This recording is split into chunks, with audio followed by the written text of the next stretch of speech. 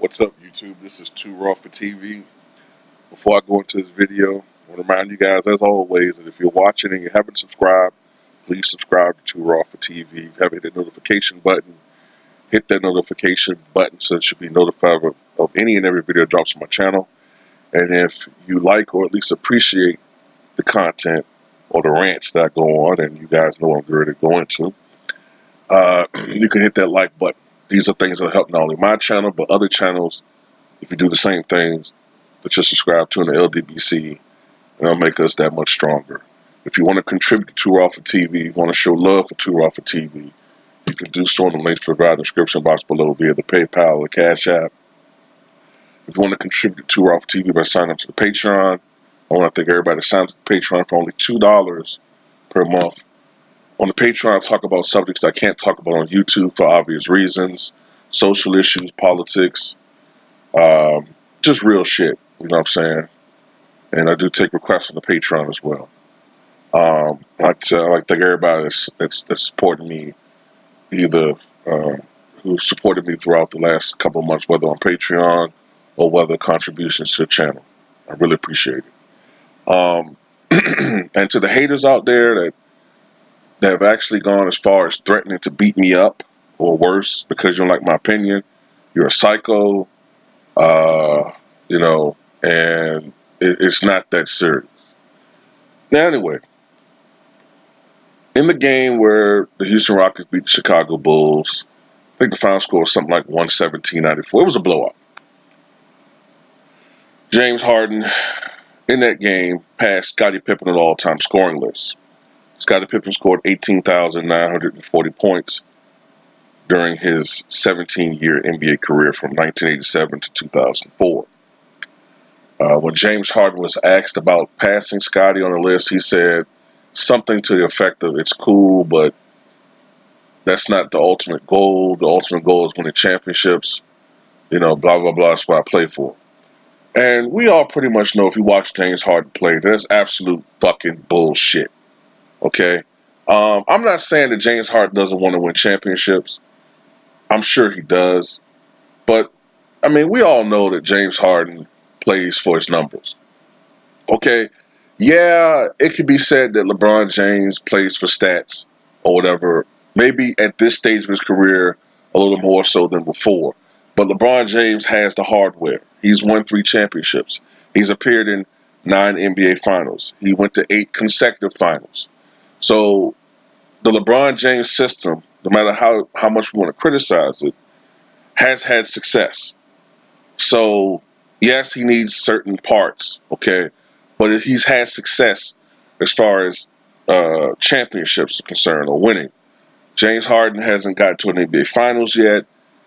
He should have went to a Finals a couple years ago, but he and his team had one of the epic collective choke jobs in the history of sports. Not just the NBA, but in the history of sports. All right? So let's put this into perspective, this passing Scottie Pippen thing. Now, this is how ESPN will spin this. They'll say, well, James Harden has, look, guys, James Harden has passed Scottie Pippen, right, scoring. And look how amazing this is. He's taken far less shots, far less, and he's done it in 400 less games. I mean, that's just simply, absolutely,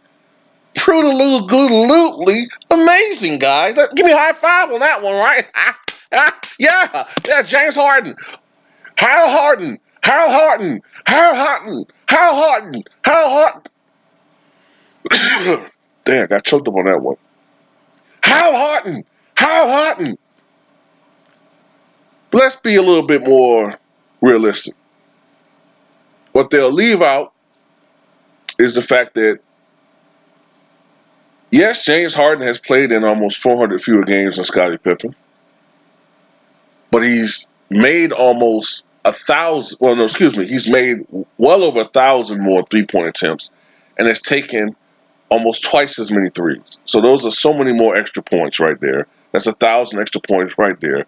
Plus, despite the fact that he's played in 400 fewer games than Scottie, he's attempted already with 400 games to spot over 2,000 more free throw attempts. Plus, Scottie Pippen, who was never known for being a marksman, shot 47% for his career, while James Harden is at 44%. And this season, he's shooting 39%. But this is the guy who's the greatest scorer of all time. This is a guy whose field goal percentage is more comparable to Allen Iverson rather than LeBron James or Scottie Pippen, or Michael Jordan or Kawhi Leonard, or even Kobe Bryant in his prime was at 45.5%, which is considerably better for a career than just barely 44%. I'm sorry. You know what I'm saying? And don't get me wrong, James Harden is a very capable scorer, but he gets his points through gifts, and utilizing certain techniques that he's mastered over the years to get foul calls. You know what I'm saying? Also, another thing that should be mentioning more so is the turnovers list. Now, right now, James Harden has 2,822 career turnovers. The guy ahead of him on that list is less than 2,000 turnovers ahead of him, Karl Malone, despite the fact he's played in, I think, about twice as many games. Carmelo Anthony, who's just 10 turnovers ahead of James Harden, started his career 16 years ago and hasn't played the NBA in a year. And he was a high volume, high usage player. But he's played in almost 300 more games than James Harden. But James Harden is probably going to pass him in turnovers in the next 2 or 3 games. Michael Jordan has played in over 300 more games than James Harden, had one of the highest usage ratings in the history of the NBA, especially before Phil Jackson got there. Had the ball in his hands all the time during the 88-89 season, right? But James Harden is only 100 turnovers behind Jordan. When all is said and done, Russell Westbrook and James Harden will be number 1 and number 2 all time in turnovers, despite the fact that they're probably only going to play in 1,000 or so games apiece, maybe 1,100 or something. While guys that played forever, like Karl Malone, Moses Malone, you know what I'm saying, Kareem Abdul-Jabbar, they're going to pass these guys who's played in 1,400 and 1,500 and close to 1,600. Robert Parrish over 1,600 career games.